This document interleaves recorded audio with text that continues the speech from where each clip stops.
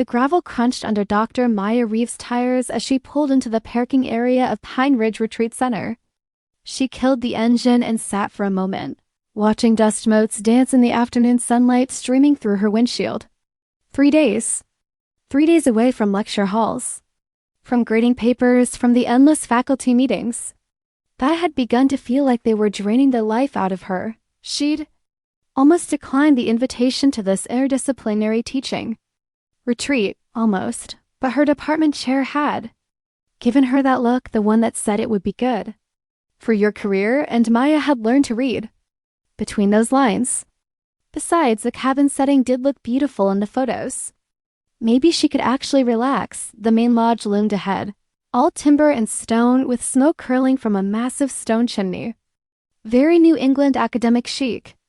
Maya grabbed her weekend bag from the back seat and headed toward the entrance, her boots crunching on the gravel path inside. The lobby smelled like pine and old books, a combination that immediately made her feel both at home and slightly claustrophobic. A cheerful woman behind the registration desk handed her a welcome packet and a room key. "You're in cabin 7, the woman said. "Just follow the path to the left. Dinner's at 6 in the main dining hall, and the first session starts tomorrow at 9. You've got the evening to settle in and mingle." Maya thanked her and headed back outside. The cabins were scattered through the woods, connected by winding paths lined with solar lights that were just beginning to flicker on as dusk approached. Cabin 7 sat near the edge of the property, partially hidden by a cluster of white pines. It was small but charming, with a covered porch and rocking chairs that looked out toward the mountains. She unlocked the door and stepped inside. The interior was cozy, a queen bed covered in a handmade quilt, a small desk by the window, a bathroom barely big enough to turn around in, and a wood stove in the corner. Maya dropped her bag on the bed and moved to the window. That's when she saw her. Woman stood on the porch of the cabin next door, cabin 8, with her back to Maya, staring out at the mountains. She had dark, curly hair that fell past her shoulders, and she wore a burgundy sweater that looked soft even from a distance. As Maya watched, the woman wrapped her arms around herself. Not from cold, but in a gesture that seemed almost protective. There was something magnetic about her stillness. The way she seemed completely absorbed in the view. Maya found herself wondering what the woman was thinking, what had brought her here, whether the woman turned suddenly, as if sensing she was being watched. For a brief moment, their eyes met through Maya's window.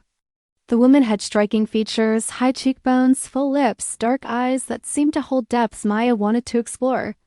She offered a small, slightly embarrassed smile, having caught Maya staring. Maya's cheeks flushed hot. She lifted her hand in an awkward wave, then immediately felt ridiculous and stepped back from the window. Great, excellent first impression. She'd been at the retreat for all of 15 minutes and had already made things weird with her. Neighbor. She busied herself unpacking, trying to shake off the strange flutter in her chest. It had been a long time since she felt that particular sensation, that sudden spark of attraction that seemed to come out of nowhere. And it was inconvenient timing, to say the least. She was here to network, to learn new teaching strategies. Maybe to remember why she'd fallen in love with academia in the first place, not to develop a crush on a mysterious woman in the cabin next door. By the time Maya made her way to the dining hall at 6, most of the other retreat participants had already gathered.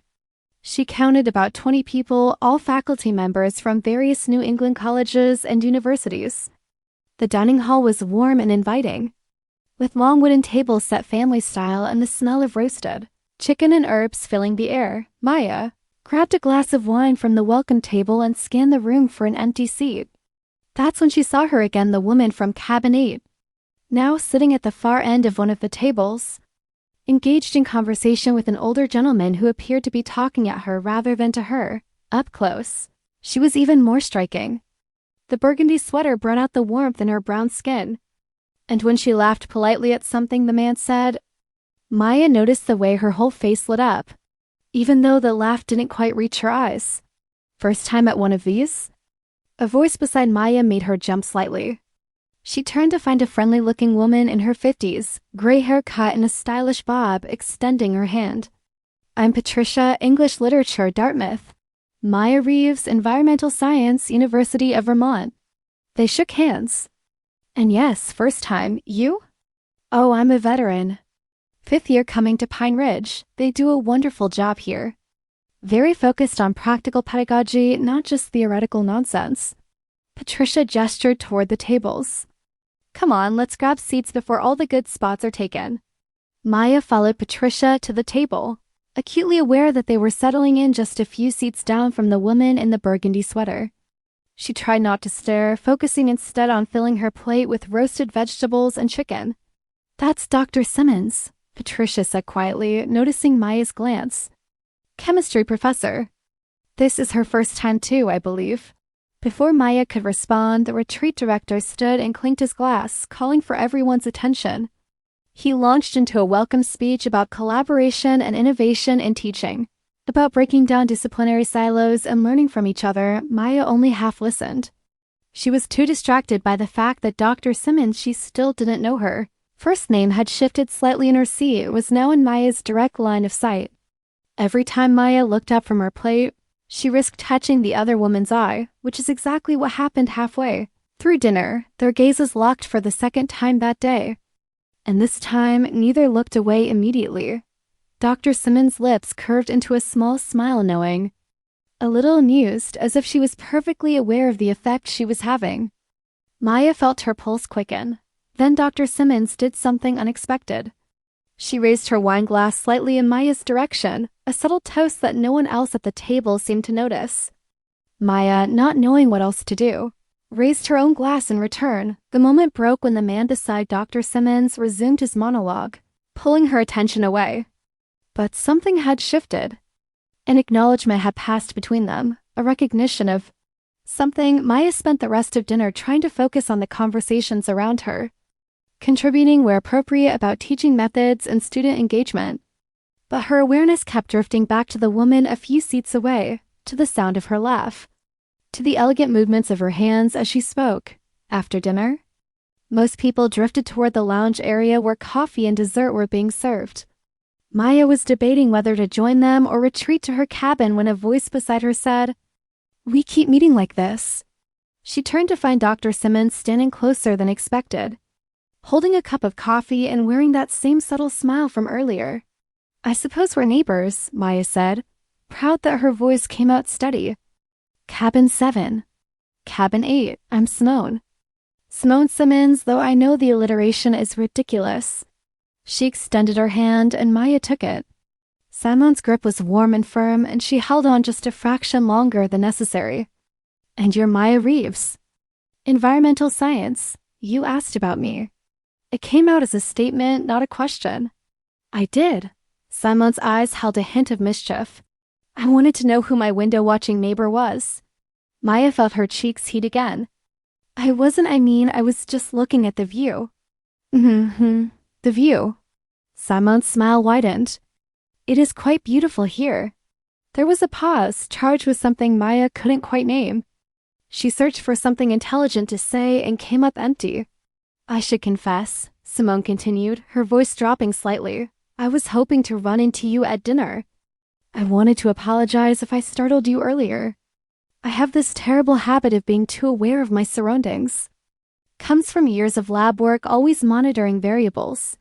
"You didn't startle me," Maya said, though they both knew it was a lie. "And I'm the one who should apologize for staring." "I didn't mind." Simone held her gaze, and Maya felt that flutter in her chest again, stronger this time. "In fact, I was rather flattered." Before Maya could respond, Patricia appeared at her elbow. "Maya, there you are. I wanted to introduce you to Dr. Chen from the mathematics department. He's been doing fascinating work on data visualization and teaching." Maya allowed herself to be pulled away, but not before catching the flash of disappointment on Simone's face.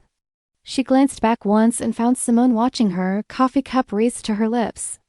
Expression unreadable. The evening dissolved into the predictable rhythms of academic, mingling discussions of teaching philosophy, complaints about administrative burden, the usual shop talk. Maya participated, contributed, even laughed at the appropriate moments. But part of her attention remained fixed on Simone's location in the room, tracking her movements like a compass needle finding north dot by 9:30. People were beginning to drift back to their cabins.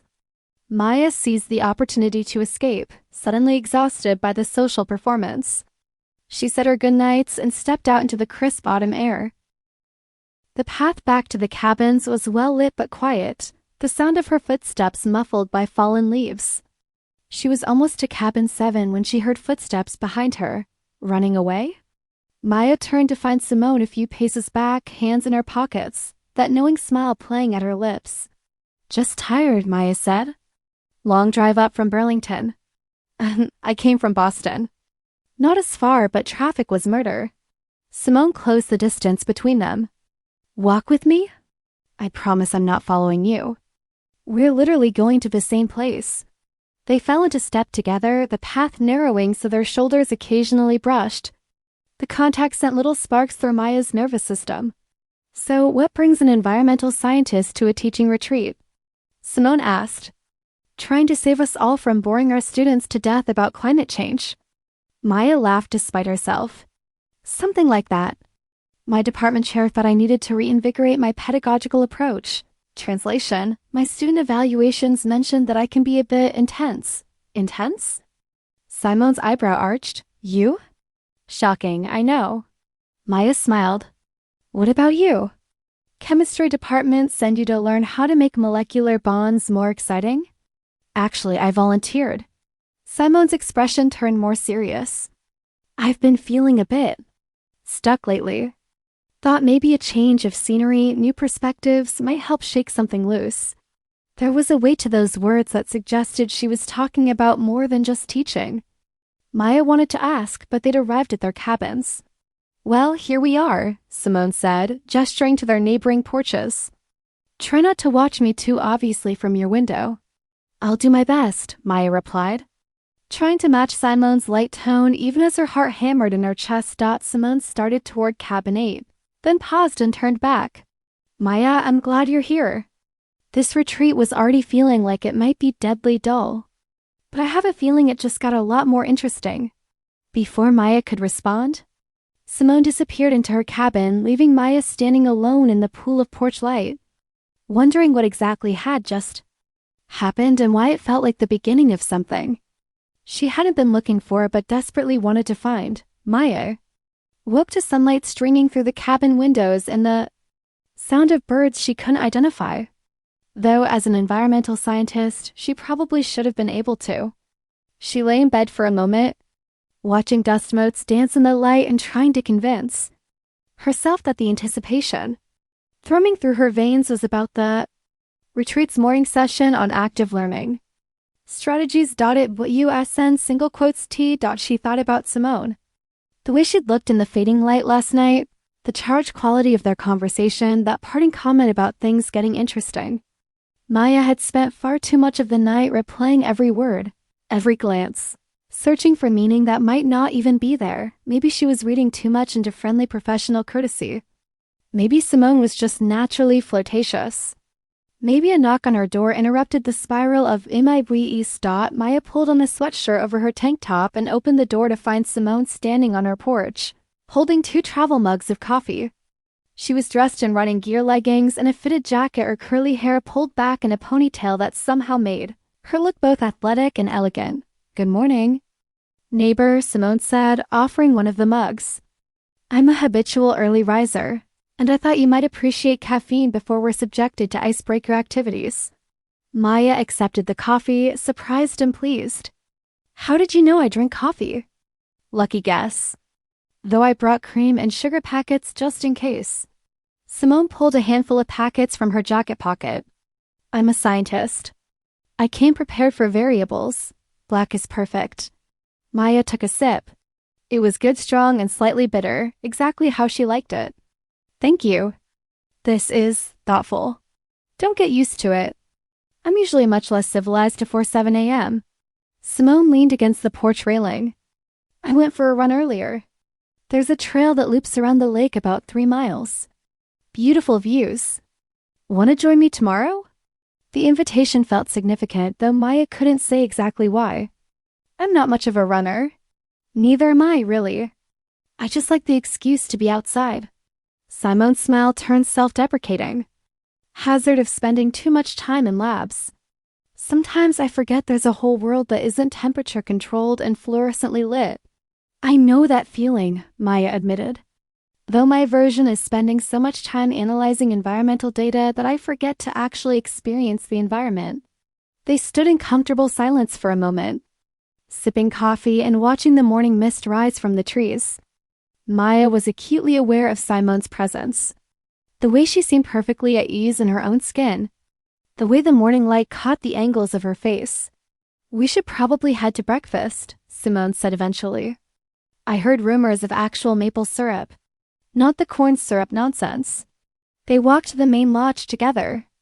Conversation flowing easily about everything and nothing Simone's frustration with Boston traffic. Maya's love-hate relationship with Vermont winters. The relative merits of different coffee brewing methods. It felt natural. Effortless in a way that Maya's interactions rarely did. The morning session was exactly what Maya had expected, a mix of genuinely useful teaching strategies and predictable academic posturing. The facilitator had them break into small groups to discuss student engagement techniques. And Maya found herself grateful when Simone maneuvered to be in her group. "So I have this problem," Simone said when it was her turn to share. "I teach organic chemistry, which most of my students see as a necessary evil, a hurdle they have to clear for medical school. And I get it, chemistry can seem abstract and disconnected from real life. But it's not. It's everywhere. It's in the food we eat, the air we breathe, the medicines that save lives." She spoke with such passion that the whole group leaned in, captivated. Maya felt something shift in her chest, a deepening of the attraction she'd been trying to keep in check. This wasn't just about Simone's physical presence anymore. This was about the intelligence burning behind those dark eyes. The genuine care she had for her students. The way she can make molecular bonds sound like poetry. "What I'm struggling with," Simone continued, "is how to bridge that gap. How do I make them see what I see? How do I make them care?" "Connection," Maya heard herself say. Everyone turned to look at her.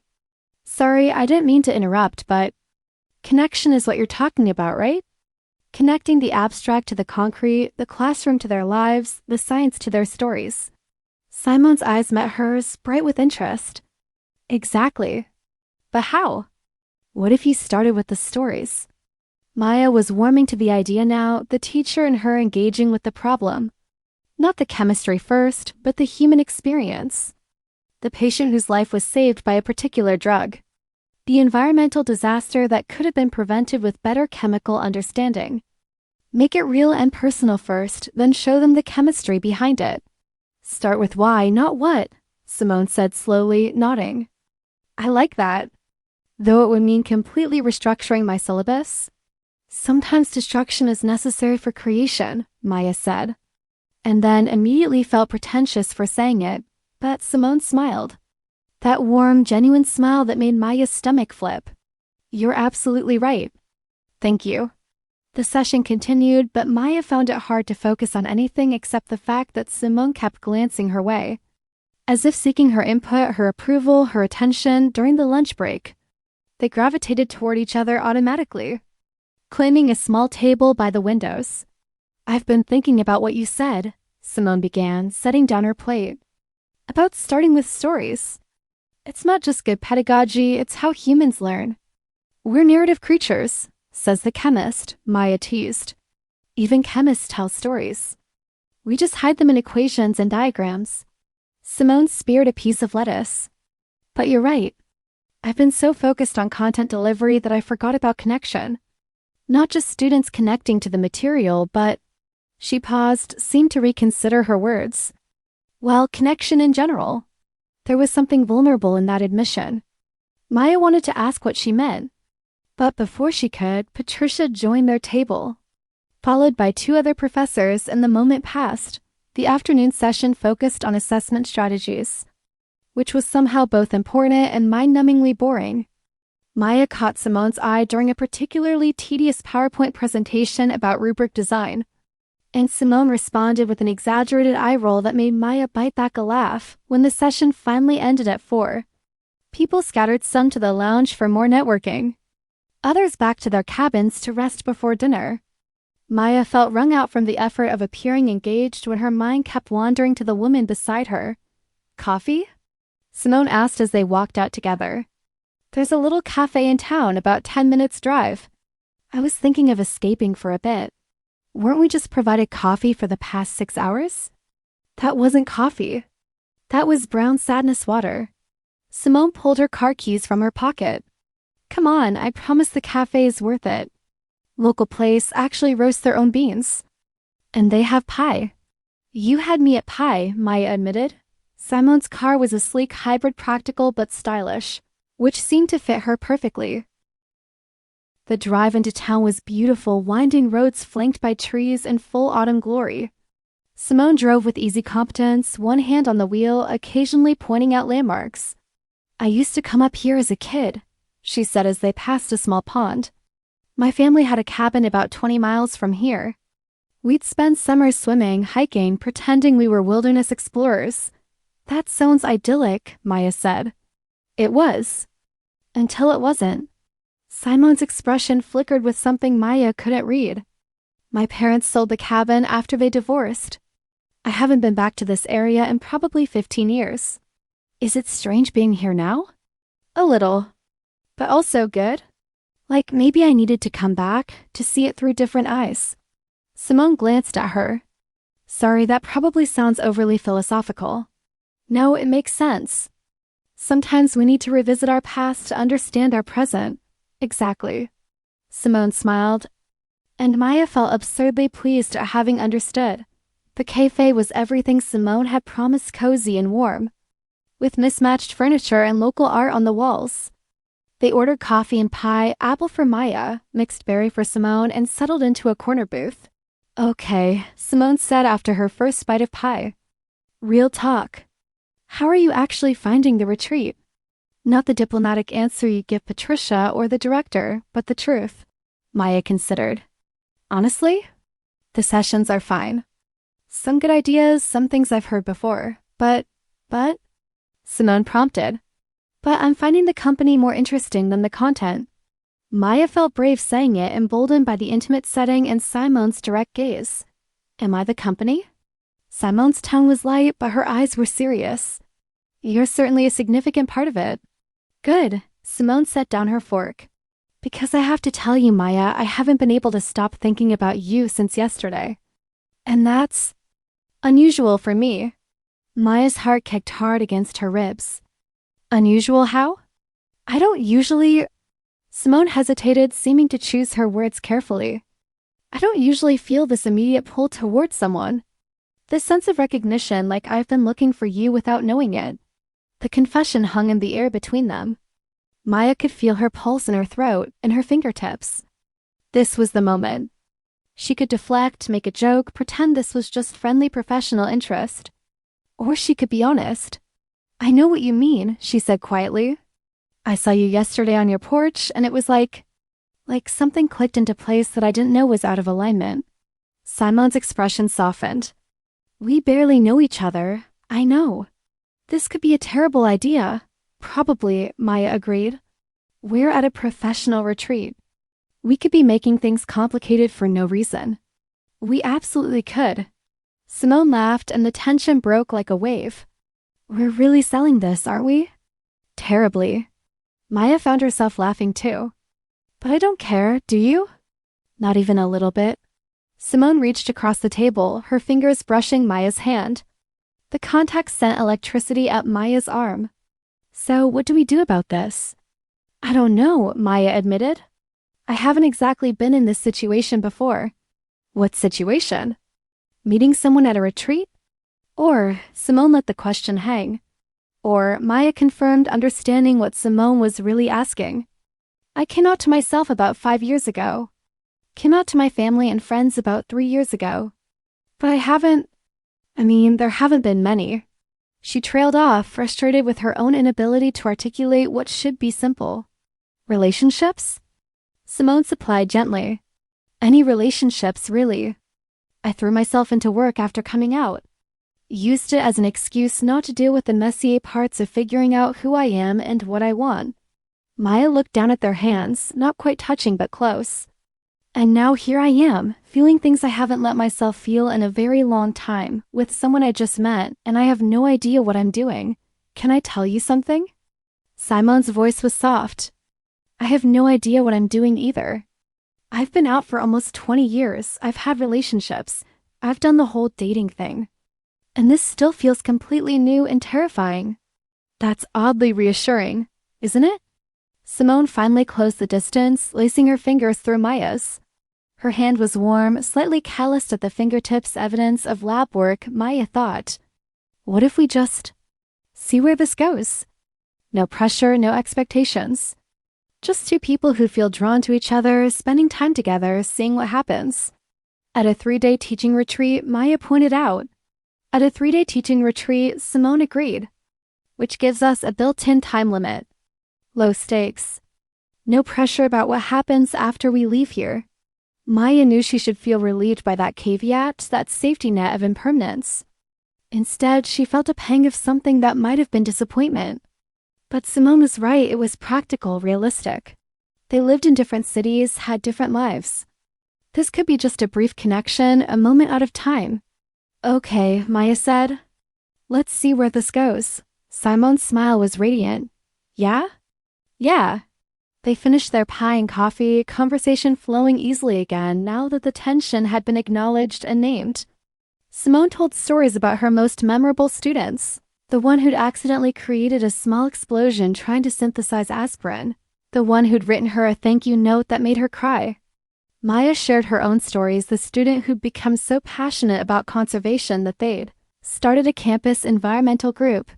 The one who'd challenged her assumptions so thoroughly that she'd had to completely rethink her approach to a topic. The sun was setting by the time they headed back to the retreat, painting the sky in shades of orange and pink. Simone drove with her right hand while her left rested on the center console, close enough to Maya's that their fingers occasionally brushed at turns. When they pulled into the parking lot, Simone cut the engine but didn't move to get out. I'm really glad I came to this retreat, she said. Turning to face Maya, me too. And I'm really glad you're in cabin 7. Convenient that. Simone laughed. Very convenient. She hesitated, then said, Can I ask you something? Anything. After dinner tonight, there's supposed to be a bonfire by the lake. Want to skip it and take a walk instead? Just the two of us? Maya's answer was immediate.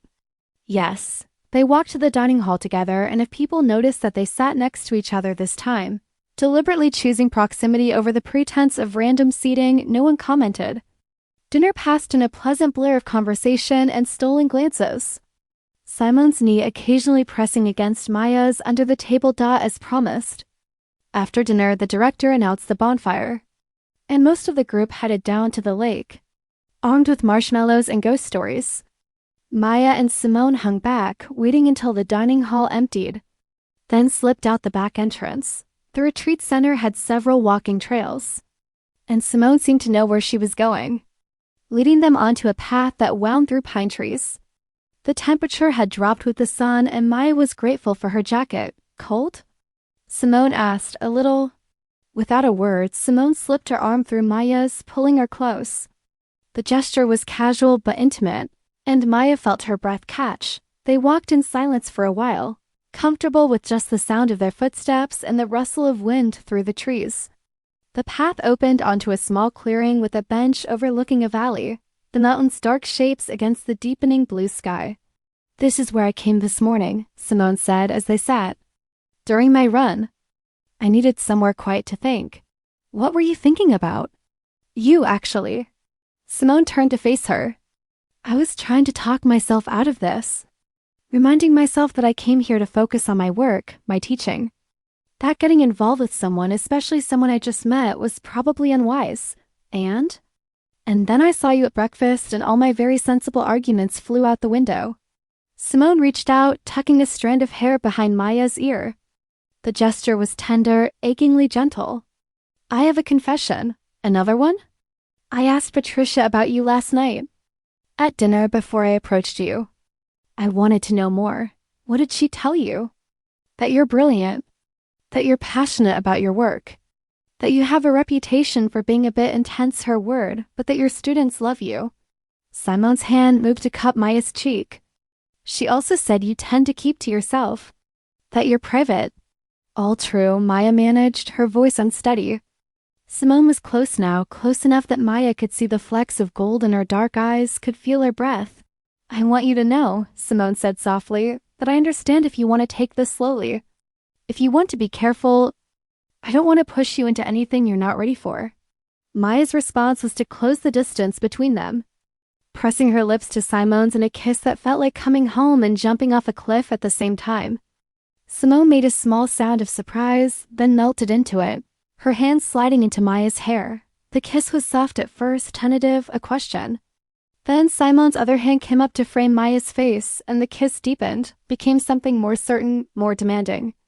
Maya's hands found Simone's waist, pulling her closer, and Simone responded by shifting on the bench so they were fully facing each other. When they finally broke apart, both breathing hard, Simone pressed her forehead to Maya's. So much for taking it slow, Maya said, slightly dazed. Simone laughed, the sound breathless and delighted. We can still take it slow. That was just clarification. Important to clarify these things. Very important. Simone kissed her again, softer this time, almost reverent. God, you have no idea how long I've been wanting to do that. Since yesterday? Since yesterday, Simone confirmed. Which sounds ridiculous, but there it is. They stayed on the bench as full darkness fell, kissing and talking and kissing some more. Maya's heart pounding with a mix of desire and joy and a terror she didn't want to examine too closely. This was everything she'd been avoiding for the past few years, the vulnerability, the risk, the possibility of being hurt. But it was also everything she'd been missing without realizing it. Eventually, the cold drove them back toward the cabins. They walked slowly, hands linked, not ready for the evening to end. Tomorrow's session is on classroom technology, Simone said as they approached their cabins. Riveting stuff. Can't wait. We could skip it, Simone suggested, a hint of mischief in her voice. Play hooky. I saw a trail map in my cabin. There's a waterfall about 2 miles from here. Skip the session? Maya was genuinely shocked. And do what, exactly? Spend the day together. Just the two of us. No PowerPoints, no icebreakers, no professional networking. Simone stopped at her cabin door, turning to face Maya. Just this, us, seeing where this goes without an audience. It was irresponsible, unprofessional, exactly the kind of thing Maya never did. What time should I be ready? She heard herself say. Simon's grin was brilliant even in the dim porch light. 8? We can grab breakfast in town on the way to the trail. It's a date, it absolutely is. Simone pulled her close for one more kiss, this one slow and deep and full of promise. Good night, Maya, good night. Maya floated into her cabin, closing the door and leaning against it, a ridiculous smile on her face. Through the wall, she could hear Simone moving around in cabin 8. And the knowledge that she was so close made Maya's whole body hum with awareness. She got ready for bed in a daze, replaying every moment of the evening, the coffee shop, the conversation, the bench by the valley. The way Simone had looked at her like she was something precious and rare. As she was about to turn off the light, her phone buzzed with a text from an unknown number. In case you were wondering, I'm not regretting anything. Sweet dreams, neighbor. As Maya saved the number, typing back, me neither. See you in the morning. She turned off the light and lay in the darkness, listening to the sound of Simone settling in next door, and fell asleep with that smile still on her face. Maya woke before her alarm, unusual for someone who typically hit snooze at least twice. But today she was alert and energized, anticipation thrumming through her veins like caffeine. Today she was playing hooky with Simone. She dressed carefully, hiking boots, comfortable jeans, layers she could adjust if the temperature changed. She was just braiding her hair when a soft knock came at her door. Simone stood on the porch with 2 travel mugs of coffee and a smile that made Maya's knees weak. Good morning, Simone said, offering one of the mugs. She was dressed similarly to Maya, practical but somehow still elegant. Ready for our adventure? Ready. They drove into town with the windows cracked, cool morning air streaming in. The diner Simone chose was a classic red vinyl booths, a long counter, and the smell of bacon and coffee. They slid into a booth by the window. And a waitress who looked like she'd been working there since the 1950s took their order without writing anything down. So? Simone said once they were alone, how does it feel to be a rebel? Terrifying, Maya admitted. I'm pretty sure I've never intentionally skipped anything in my life. Not even in undergrad? Especially not in undergrad. I was insufferably earnest. Was? Simone teased. Maya threw a sugar packet at her. I contain multitudes. Oh, I'm counting on it. Simone caught the packet, her expression turning more serious. But really, if you're uncomfortable skipping the session, we don't have to. I don't want to pressure you into, I want to, Maya interrupted. I want to spend the day with you. I want to see this waterfall. I want to. She hesitated, then pushed forward. I want to figure out what this is between us. What do you think it is? I don't know, Maya said honestly. It feels big, important, and that scares me a little. Me too, Simone admitted. But I think the scary things are usually the ones worth doing. Their food arrived: eggs and toast and bacon for Maya, French toast for Simone. They ate and talked about everything. Simone's research on sustainable chemistry, Maya's work on climate change adaptation and forest ecosystems, the books they were reading, the places they wanted to travel. I've always wanted to see the northern lights, Simone said. There's something about the idea of standing under that sky, watching those colors dance. It feels like the universe performing just for you. We could see them from northern Vermont sometimes, Maya offered. Not as spectacular as Iceland or Norway, but still beautiful. I could. I mean, if you wanted to visit sometime. She trailed off, aware she was suggesting future plans when they'd agreed to just see where this went without expectations, but Simone's face lit up. I would love that. Though fair warning, if I visit Vermont, I'll expect a comprehensive tour of your favorite ecosystems. Deal, and if I come to Boston, you have to show me your lab. Deal. Simone reached across the table, threading her fingers through Maya's. Look at us. Making plans. Terrifying, Maya repeated. But she was smiling. The drive to the trailhead took another 20 minutes, winding deeper into the mountains. They parked at a small lot that was completely empty apparently. Everyone else was dutifully attending the classroom technology session. The trail was well maintained but steep, cleaning through dense forest. They hiked in comfortable silence at first. The only sounds their footsteps on the packed earth and the songs of birds in the canopy above dot about a mile in. Simone stopped suddenly, grabbing Maya's arm. Listen, she whispered. Maya strained her ears and heard the distant rush of water. We're close, Simone said. Grinning, they picked up their pace, excitement building. The sound of the waterfall grew louder, and then the trail opened up into a clearing. And there it was. The waterfall wasn't massive, maybe 30 feet high, but it was stunning. Water tumbled over dark rocks into a pool below, creating a constant mist that caught the sunlight and threw tiny rainbows into the air. The clearing was carpeted with moss, and ferns grew in wild profusion around the edges. Oh, Maya breathed. Right? Simone moved closer to the pool, pulling out her phone to take a picture. This is worth skipping PowerPoints for? Maya followed, and they stood side by side, watching the waterfall. There was something mesmerizing about it, the constant motion, the way the light played on the surface of the pool. I love places like this, Simone said after a while. Places that exist whether or not we're here to see them. It puts everything in perspective, you know? All my worries about tenure, about publications, about whether I'm making a difference. And this waterfall doesn't care. It just keeps falling. Is that comforting or depressing? Maya asked. Both. Neither? Simone laughed. I don't know. I just know it makes me feel more settled somehow. Like maybe I don't have to have all the answers right now. Maya understood that feeling intimately. She spent so much of her life trying to solve problems, to find answers, to fix what was broken. But standing here, watching this waterfall with Simone beside her, she felt the permission to just be, without needing to figure everything out. Can I ask you something personal? Simone said, Of course. You said yesterday that you came out a few years ago. What was that like for you? Maya considered the question, appreciating that Simone was giving her space to share or not. It was complicated. I think I always knew on some level, but I spent a lot of years convincing myself that everyone feels that way about women. that it was normal to be more interested in your female friends than in dating men, that I just hadn't met the right guy yet. She paused, watching the waterfall, gathering her thoughts. Then I met this woman at a conference. She was brilliant and funny and so comfortable in herself, and I couldn't stop thinking about her. And I realized that what I'd been feeling wasn't something everyone felt. It was attraction, desire, love, maybe. What happened with her? Simone asked gently. Nothing. She was married happily. And I wasn't ready anyway. Maya smiled ruefully. But she helped me understand myself. I went home and came out to my best friend, then my sister, then eventually my parents. Everyone was supportive, which was amazing and also kind of anticlimactic.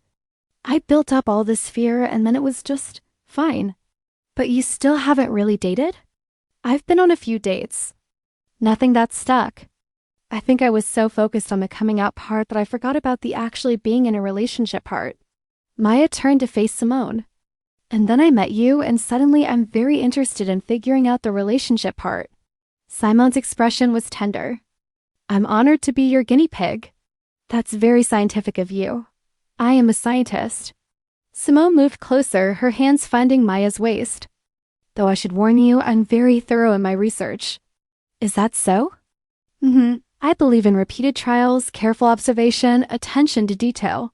Simone was kissing her now, soft kisses punctuating her words. Exploration of variables. Maya laughed against her lips. You're ridiculous. You love it. And the scary thing was, Maya thought she might. They kissed by the waterfall, the mist cool on their skin. The sound of falling water drowning out the rest of the world when they finally pulled apart. Simone took Maya's hand and led her to a flat rock near the pool. They sat together, Simone's arm around Maya's shoulders, Maya's head resting against Simone's neck. Tell me about your research, Maya said. The sustainable chemistry thing you mentioned at breakfast. Simone launched into an explanation of her work developing greener chemical processes, ways to reduce waste and toxicity in industrial applications. She spoke with such passion and clarity that Maya found herself genuinely fascinated, despite chemistry never having been her strong suit.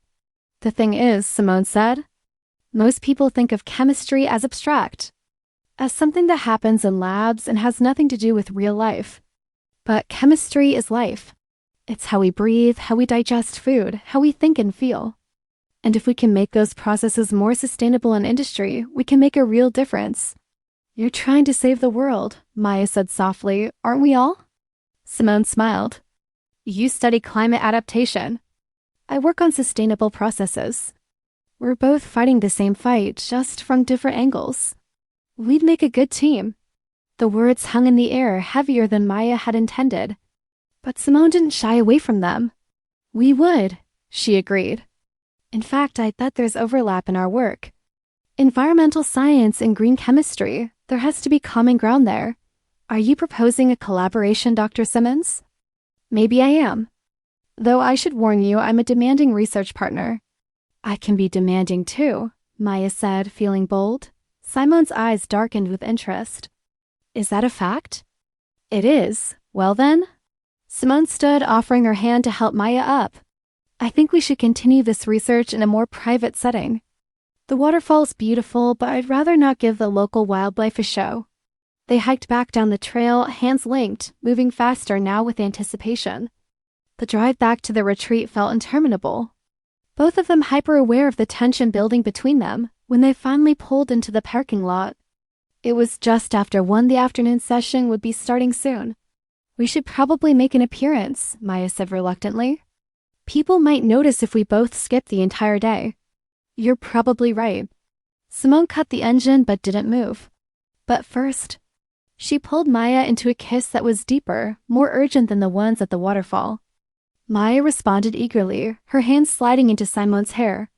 Simone's hands gripping her waist. When they broke apart, both breathing hard. Simone rested her forehead against Maya's. I need you to know, she said quietly, that this isn't casual for me. I know we said we'd just see where this goes. But I need you to know that already after just 2 days. This feels like something I don't want to lose. Maya's heart was pounding so hard she was sure Simone could feel it. It's not casual for me either. Good, Simone kissed her once more softly. Now let's go pretend to care about learning management systems. The afternoon session was torture.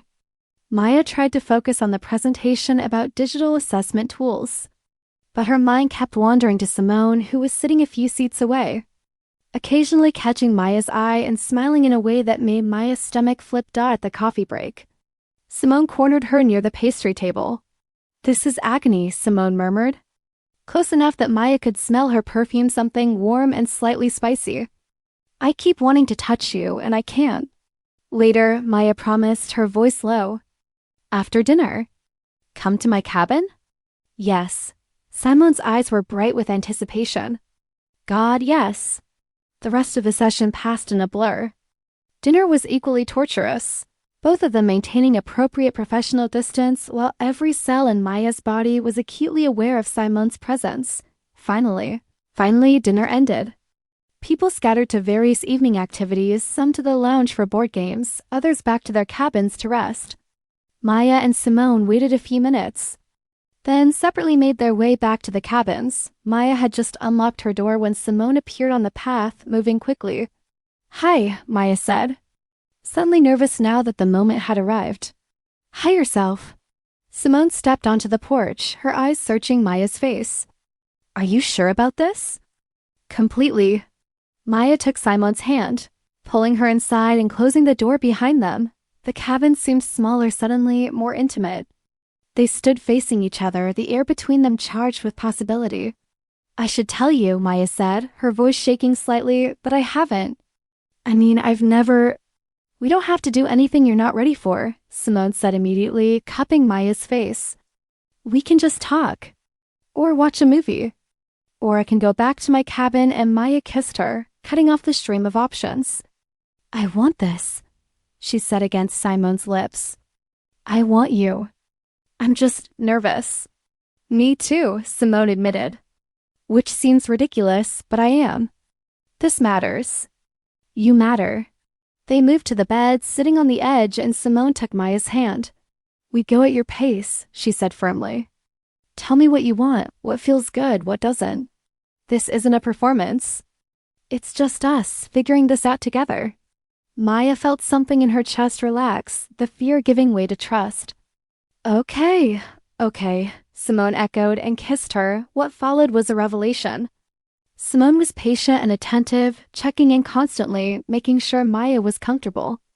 Maya discovered that she loved the weight of Simone above her, the softness of her skin, the small sounds she made when Maya touched her in certain ways.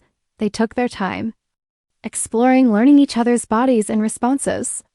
When Maya finally came apart in Simone's arms, it was with a sense of coming home, of finding something she hadn't known she'd been searching for. Afterward, they lay tangled together, skin against skin, Simone's fingers tracing lazy patterns on Maya's shoulder. "That was—" Maya started, then laughed. "I don't have words. Good words or bad words?" Simone teased. "Very good words. The best words." Maya turned to face her, suddenly serious. "Thank you. For what?" "For being patient. For making me feel safe. For—" Maya struggled to articulate what she meant. "For seeing me." Simone's expression was impossibly tender. "You're easy to see, Maya. You shine." They stayed like that for a long time, talking quietly about everything and nothing. Simone shared stories from her past relationships, the good and the bad, the lessons learned. Maya listened, storing away every detail, grateful for Simone's openness. "My last serious relationship ended about 2 years ago," Simone said. "We'd been together for 5 years, and I thought it was going to be forever. But we wanted different things. She wanted to settle down, buy a house in the suburbs, start thinking about kids. And I wanted to focus on my career, on my research. We couldn't find a compromise. Do you regret it?" Maya asked. "Not regret, exactly. But I wonder sometimes if I made the right choice. If I prioritized my work over my personal life in a way that I'll come to regret." Simone was quiet for a moment. "I think that's part of why I came to this retreat. I've been feeling stuck, like I'm successful on paper but something's missing. And now I'm lying in bed with an incredibly brilliant, Beautiful woman who makes me laugh and challenges me and makes me want things I convinced myself I didn't need. Simone smiled. So I'd say the retreat is working out pretty well. Maya kissed her, slow and deep. For me too. Eventually, Simone reluctantly said she should probably head back to her own cabin for appearance's sake if nothing else. They dressed slowly, stealing kisses between pulling on clothes. At the door, Simone pulled Maya close one more time. Tomorrow's the last day, she said quietly. The last official session, then we all go home. Maya's chest tightened. She'd been trying not to think about that, about what would happen when they left this bubble and returned to their separate lives. I know, she said. I don't want this to end, Simone said. I know we live in different cities and we have demanding jobs and it would be complicated. But I don't want to just walk away from this. From you, neither do I. Maya felt tears prick her eyes, surprised by the intensity of her emotion. I know it's only been 3 days, but it doesn't feel like 3 days, Simone finished. It feels like we're just getting started. Exactly. They stood in the doorway, holding each other, neither wanting to be the first to let go. We'll figure it out, Simone said finally. Whatever this is, whatever it becomes, we'll figure it out together, okay? Okay, Maya agreed, though she had no idea how Simone kissed her goodnight and slipped out into the darkness, leaving Maya standing in the doorway. Watching her disappear into cabin 8. Maya closed the door and leaned against it, her mind spinning. 3 days ago, she'd driven up here feeling burned out and disconnected, going through the motions of a life that felt increasingly hollow. Now everything had changed. She'd found someone who made her feel alive again, who made her want to take risks and be vulnerable and believe in the possibility of something more. The question was, what happened next? Maya barely slept. She lay in bed listening to the sounds of the cabin, the creak of wood, the whisper of wind through the pines, and thought about Simone in the cabin next door. Possibly also awake, possibly also wondering how to navigate what came next. By the time dawn broke, Maya had made a decision. She wasn't going to let fear dictate her choices anymore. Not about this. She showered and dressed, then stepped out onto her porch just as Simone was emerging from cabin 8. They locked eyes across the small distance, and matching smiles bloomed on their faces. Coffee? Simone called, please. They met in the middle of the path, and Simone pulled Maya into a kiss that tasted like mint toothpaste and promise. Good morning, Simone murmured against her lips. Very good morning. They walked to breakfast together, no longer trying to hide their connection. A few people glanced at them with knowing smiles, but no one commented. Patricia caught Maya's eye across the dining hall and gave her an approving nod that made Maya laughed. The morning session was the last official programming, a wrap-up discussion about implementing what they'd learned. Maya found it hard to focus, too aware of Simone beside her, their knees touching under the table, the way Simone's hand occasionally found hers. When the session ended and the director thanked everyone for coming, there was the usual round of goodbyes and exchange of contact information. Maya watched people pack up their cars, already returning to their regular lives. She and Simone hung back, neither quite ready to leave. Walk with me? Simone asked. One more time? They took the trail to the lake, the same path they'd walked that first night. The morning sun made everything golden, and the lake was mirror smooth, reflecting the mountains. They found their bench in the clearing and sat, hands linked, looking out at the view. I have a proposal, Simone said after a moment. Well, more like a request. I'm listening. Come visit me in Boston. Next weekend, if you can. I want to show you my city, my lab, my life. I want you to meet my friends. She turned to face Maya. I want to see if this works outside of this retreat bubble. Maya's heart was racing. This was real. This was Simone saying she wanted to try, wanted to make this work despite the distance and the complications. I'd love to, Maya said. Though fair warning, I'll probably be terrible at being a tourist. I'll want to look at your research and talk about science the whole time. Perfect. That's exactly what I'm hoping for. Simone smiled, but there was vulnerability in her eyes. I'm scared, Maya. This feels big and fast and completely insane. We barely know each other, and yet I can't imagine just walking away and pretending this was just a nice weekend fling. It's not a fling, Maya said firmly. I don't do flings. I barely do anything. But this, you feel like something worth being brave for. Simon's eyes were bright with unshed tears. Yeah. Maya took a breath, deciding to go all in. I'm falling for you, Simone. I know it's too soon to say that. I know we should probably wait and be reasonable and take things slow. But I can't pretend I don't feel it. You've completely turned my world upside down in the best possible way. I'm falling for you too, Simone said, the words tumbling out like she'd been holding them back. From that first moment on the porch, when I turned around and saw you watching me, it was like recognition. Like my soul said, oh, there you are. They kissed. And it felt different than all the other kisses, less urgent, more certain. A promise rather than a question. When they finally pulled apart, both smiling through tears, Simone said, so, logistics. Right, logistics. Maya laughed, wiping her eyes. You're in Boston. I'm in Burlington. That's about a 4-hour drive. Very doable, Simone said. We could trade weekends. Or meet in the middle sometimes. And there's Zoom for the between times. I have a sabbatical coming up next semester, Maya said, the idea forming as she spoke. I was planning to work on a book, but I could potentially do that from anywhere. I could spend time in Boston, work from your place if you'd have me. Simone's face lit up. Really? You'd do that? I'd do a lot of things for you, Maya admitted. Which is terrifying but also kind of wonderful. We should probably slow down, Simone said, even as she was pulling Maya closer. Make sure this is real and not just retreat romance. Probably, Maya agreed. But what if we don't? What if we just jump? Simone laughed. Who are you and what have you done with the careful, cautious Dr. Reeves? You happened to her, Maya said simply. You made me want to be braver. They sat together on that bench for another hour, making plans and dreaming aloud about what their future might look like. They talked about potential research collaborations, about visiting each other's campuses to give guest lectures, about all the places they wanted to go together. I want to take you to see the Northern Lights, Simone said. Maybe next winter. We could go to Iceland, just the two of us. And I want to show you my favorite forest, Maya countered. There's this stand of old-growth maple trees about an hour from Burlington. In the fall, it's like walking through fire. I want all of it, Simone said. Every season, every place, every version of you. Eventually, they had to return to the retreat center. People were leaving, and they needed to check out of their cabins.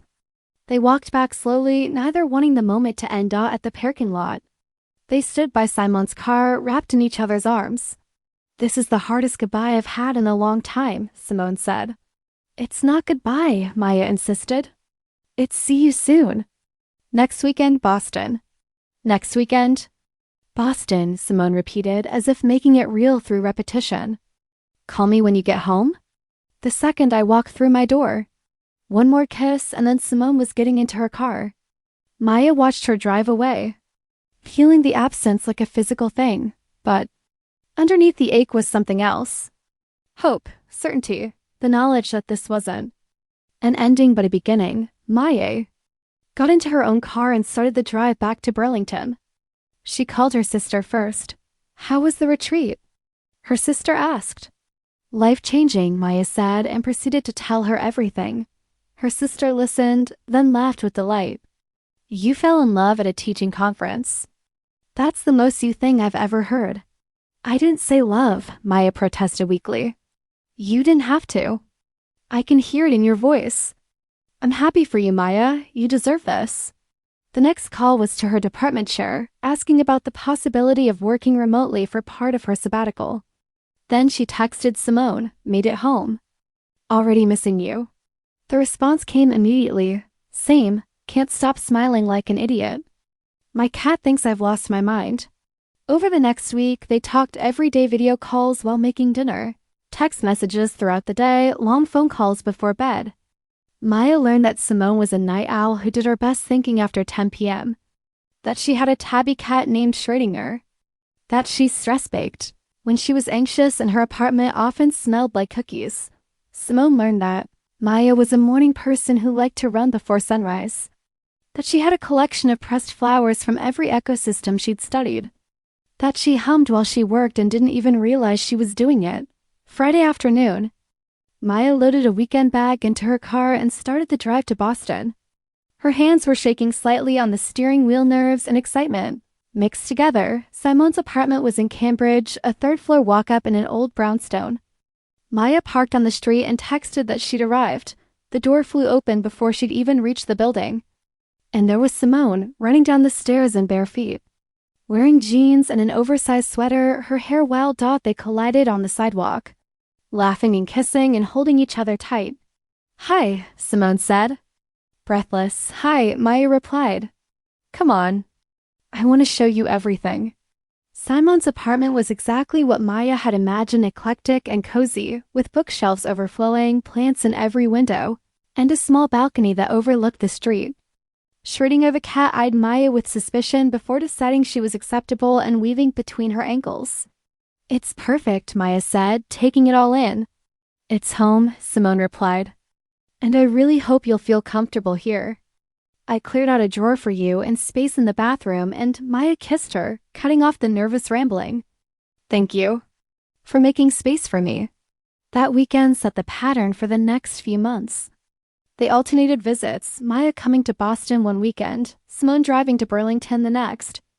They learned each other's routines and rhythms, figured out how to work in the same space without driving each other crazy, discovered that they were actually excellent at compromising. Maya met Simone's friends, other professors and researchers, who welcomed her warmly and teased Simone mercilessly about being smitten. Simone met Maya's colleagues and was invited to give a guest lecture on green chemistry that the students loved. They had their first fight about 3 months in a stupid argument about scheduling that escalated because they were both tired and stressed. But they worked through it, learning how to communicate when things were hard, how to give each other space without pulling away by the time winter arrived.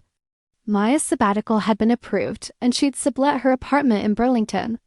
She moved into Simone's place in Cambridge for 6 months, bringing her research, her pressed flowers, and her hopes for what they were building together. The first morning waking up knowing this was her home now.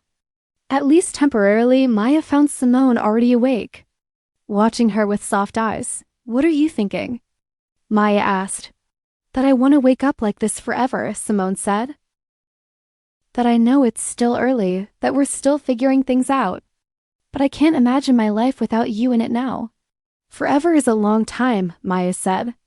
But she was smiling. "I'm a patient researcher. I'm willing to put in the work." Simone pulled her close. "What do you say, Dr. Reeves? Want to collaborate on this project long term?" Maya thought about that moment at the retreat, standing at her cabin window and seeing Simone for the first time. She thought about the leap of faith that had taken to let herself be vulnerable, to take a risk on connection, when it would have been safer to keep her walls up. She thought about all the moments since the waterfall, the bench by the valley, the countless conversations and shared meals and quiet evenings working side by side. She thought about the way Simone made her laugh, made her think, made her want to be braver than she'd ever been. "Yes," Maya said. "Definitely yes." They spent that winter in Cambridge, working during the day and exploring the city at night. They cooked together, argued about the best way to organize bookshelves, introduced each other to their favorite music and movies. They were building a life together, piece by piece. In February, Simone surprised Maya with tickets to Iceland. "I promised you the Northern Lights," she said. "And I always keep my promises." They flew to Reykjavik in late February when the nights were long and dark and perfect for aurora viewing. For the first 2 nights, clouds obscured the sky, and they worried they'd miss it. But on the 3rd night, the sky cleared. They stood in a field outside the city, bundled in layers against the cold, and watched as ribbons of green and purple light danced across the sky. "It's like the universe is performing just for us," Maya whispered. Echoing Simone's words from months ago, Simone pulled her close, and they stood together under that impossible sky. And Maya thought about all the improbable things that had to align for them to be here together in this moment. "I love you," Simone said. The words carried away on the Arctic wind. "I love you too," Maya replied. Certain and sure, when they returned to Cambridge, they started making longer-term plans.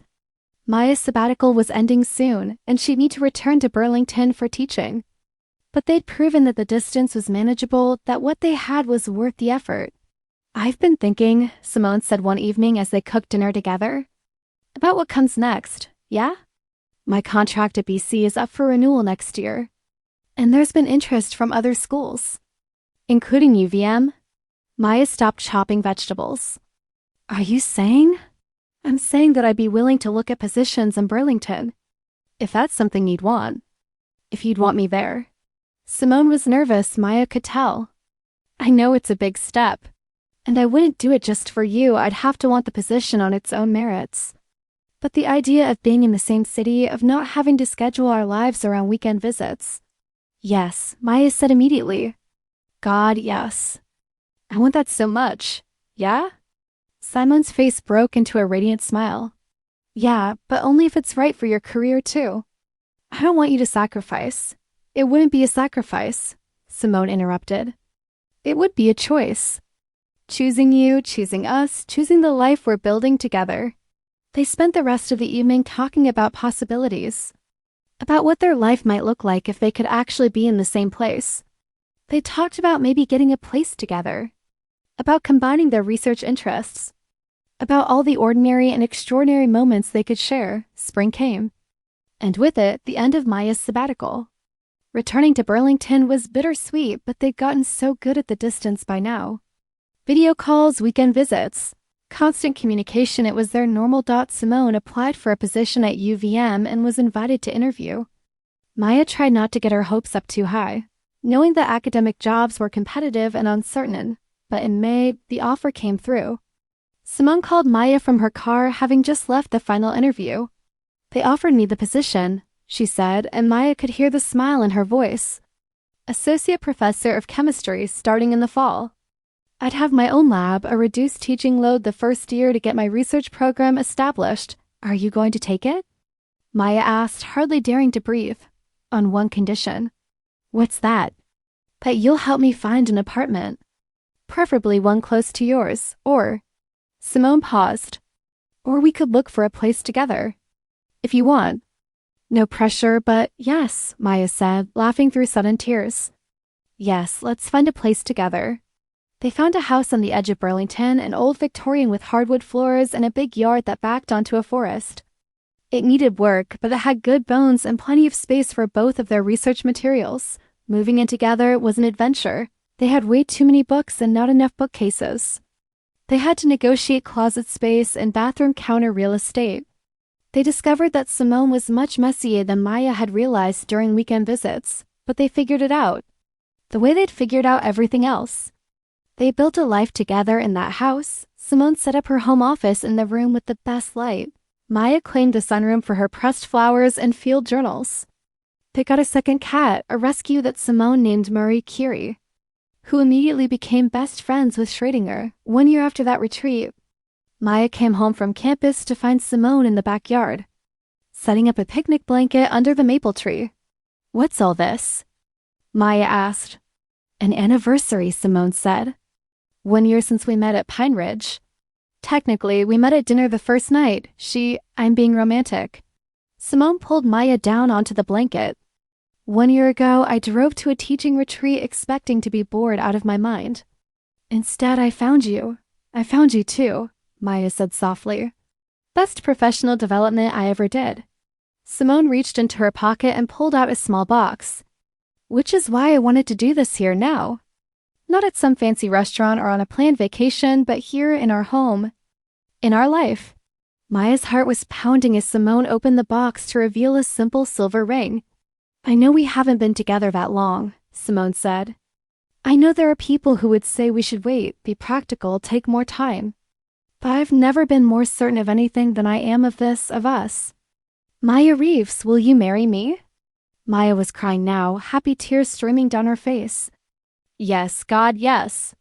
Simone slipped the ring onto her finger, then pulled her into a kiss that tasted like joy and promise and coming home.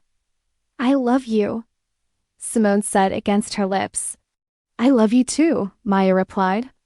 Thank you for making me brave enough to take this leap.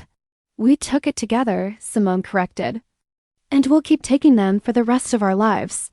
They lay on the blanket as the sun set, making plans for their wedding, their future, all the adventures still to come. And Maya thought about how a year ago she'd been so stuck, so disconnected from her own life. One teaching retreat. One cabin. One woman on a porch, staring at the mountains. That's all it had taken to change everything. Dr. Maya Reeves Simmons stood at the podium of the main lecture hall at the University of Vermont, looking out at the assembled crowd. It was the 5th annual Interdisciplinary Sustainability Symposium, a conference she and Simone had founded together, bringing together environmental scientists and chemists to collaborate on pressing environmental challenges. "I'd like to introduce our keynote speaker," Maya said into the microphone. Dr. Simone Reeves Simmons is an associate professor of chemistry here at UVM, where she runs the Green Chemistry Lab. Her research on sustainable chemical processes has been published in Nature, Science, and countless other journals. She's won teaching awards, mentored dozens of students, and made groundbreaking contributions to her field. Maya paused, letting her eyes find Simone in the front row, catching the smile on her wife's face. "She's also," Maya continued, "the person who taught me that taking risks is worth it, that connection is worth fighting for, and that the best discoveries often happen when we're open to the unexpected." The audience applauded as Simone took the stage.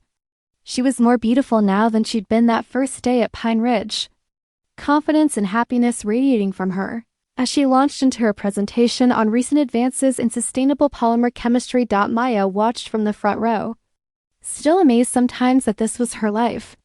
They'd built something remarkable together, not just their marriage, but a genuine research partnership that had produced papers, grants, and real-world applications of their combined expertise. Their house was full now, not just with cats and books, but with the comfortable clutter of a shared life. Wedding photos on the mantle, Simon's chemistry models mixed with Maya's botanical illustrations. A home they created together. After the presentation, during the reception, Maya felt Simon's arms wrap around her from behind. "Good introduction, Dr. Reeves Simmons," Simone murmured in her ear. "Good talk, Dr. Reeves Simmons," Maya replied, turning in her embrace. "Patricia," the English professor from Dartmouth who'd been at that original retreat, approached them with a smile. "You two," she said fondly. "I knew it from that first dinner. The way you kept looking at each other, I told my wife, those two are either going to fall in love or drive each other crazy." "We do both," Simone said, grinning. "Regularly." Later that evening, back home, they sat on their back porch with glasses of wine, watching fireflies dance in the twilight. "Do you ever think about it?" Maya asked. "About how easily we could have missed each other? If I'd skipped the retreat, or if we'd been in different cabins, or if either of us had been too scared to take the chance." "I try not to," Simone admitted. "It's too terrifying to contemplate. But I also think maybe we wouldn't have missed each other. Maybe we would have found our way to each other somehow." "You think we were inevitable?" "I think some connections are worth whatever it takes to make them happen."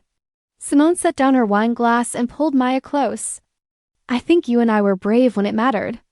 We took the leap." "Best leap I ever took," Maya said. "Me too." They sat together as darkness fell, wrapped in each other and the life they'd built, grateful for teaching retreats and cabin porches and the courage to say yes when it would have been easier to say no. Somewhere in New Hampshire, Pine Ridge Retreat Center was probably hosting another group of professors, another round of professional development sessions.